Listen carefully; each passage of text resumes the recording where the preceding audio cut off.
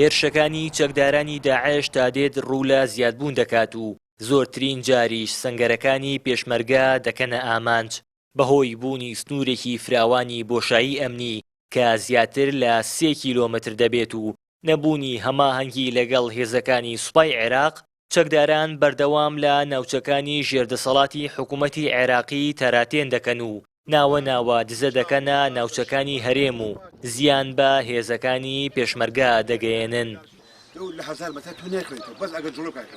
بەرپرسێکی هێزەکانی پێشمەرگەیە لە سنوورەکە و بەرامبەر دوو دوژمن لە جەنگدایە، بەڵام حکوومەتی هەرێم پێداویستێکی ئەوتۆی بۆ هێزەکانی پێشمەرگە لەم سنوورە لە ڕووی تەندروستی و سەربازیەوە دابین نەکردووە. نەبوونی هەماهەنگی و ئەو فەراغە عسکەرێکە لە نێوان ئێمە و سوپای عێراق هەیەوای کردووە تیرۆریستانی داعش بتوانن ئەو ناوچەیە بەکاربێنن بۆ خۆیان. هەرچەند لەلایەن هێزی پێشمەرگەوە ئۆپراسیۆن زۆر ئەکرێ و چاودێری تەواو ئەکرێ ئەوانە، بەڵام ئەوە نابێتە کۆتایی بنبڕکردنی تیرۆریستان. کەلوپەلی سەربازی بەتایبەتی ئەو پێداویستیە پێشکەوتوانی ئەمڕۆ لە دنیای سەربازیە هەیە، ئەگەر بۆ پێشمەرگە دابین بکرێت پێشمەرگە تەسەیەکانی کەمی بێتەوە. بەشی هەرە زۆری هێرشەکان لە شەودا و بە شێوەی ڕێکخرا و پلان بۆ داڕێژرا و ئەنجام دەدرێت. نەبوونی چەکی پێشکەوتوو کەرەستەی پێویست بۆ شەڕکردن لە شەودا لە لای هێزەکانی پێشمەرگە و ئاسایش وای کردووە لە هەر هێرشێکدا زیانی گیانی زۆر بەرهێزەکانی پێشمەرگە بکەوێت.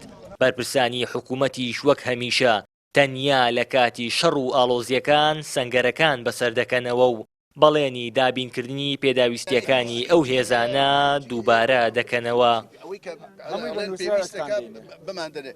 بەحقەتەوەی ئیمکانەتی کە ئێمە هەمانە ئیمکانێتێکی زەعیفە و تا ئێستاکە نەتوانراوە هەموو ئەو پێویستیانە یا ئەو سەرزەماتانەی کە پێویستەکە بۆ مراقەبەکردن، بۆ متابعەکردن، بۆ حرەکەی دوژمن بە شەو بەتایبەتی بە دووربینی حراری ئەومانە کە دابین بکرێ و ئێستاکە لە هەوڵی ئەوەدان کە بتوانین ئەو پێویستیانە دابین بکەین تاکو بتوانین هێزەکانمان مراقبەی تەواوی دەوروبەری خۆیان بکەن و دەستنیشانی دوژمن بکەن پێشەوەی کە بێنە سەر سەنگەرەکانیانەوە.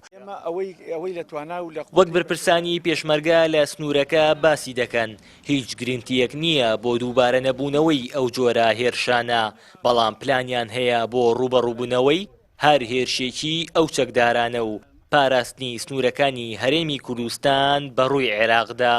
ئەوەی لە توانە و لە قودرەی بەشەریە هەبێ لێرە کردومانە بۆ پارازگاری لە سەروماڵی هاوڵاتیان و ناوچەی کوڵەجۆ و دێهاتەکانی. مەسەلەی شەڕی پارتیزانیش بڵین ئێمە دعني زەمان نییە بڵین وڵات شەڕی کۆتایی شەڕی داعش شەڕ کۆتایی هاتۆ، شەڕی پارتیزانی کۆتایی هاتۆ، داعش خلافەتەکان کۆتایی هاتۆ، بەڵام ڕێکخراوەکەیان هەرماوە ئەوانش لە خۆ ئامادەکردن پێشتر شەڕی جەبهەیان کردو، ئێستا پلانی خۆیانیان گۆڕێ بۆ شەڕی پارتیزانی و ناردنی مەفرەزی چەند کەسی بۆ زەربەدان لە هێزی پێشمەرگە. ئێمەش پلانی خۆمانە گۆڕین بۆ ڕوبەڕبوون شەڕی پارتیزانی ئەوان. گوندی کوڵەجۆی ناوەندی ناحیەی کۆکس لە ئێستادا بەشی زۆری دانیشتوانەکەی کووردە بەهۆی هەڵسنووری لەگەڵ ناوچە جێناکۆکەکان و نزیکی لە مۆڵگەکانی داعش لە ناوچەکە بەردەوام لە ژێر هەڕەشەی ئەو چەکدارانەدایە. بەشێک لە دانیشتوانەکەشی لە ڕابردوودا هێرشەکانیان وەک هەوڵێک بۆ تەعریبکردنی ناوچەکە لە قەڵەم دەدا. لە ماوەی 6 مانگی ڕابردوودا لە سەنگەرەکانی پێشمەرگە لەم سنوورە 8 کەس لە هێزەکانی پێشمەرگە و ئاسایی شەهید بوون.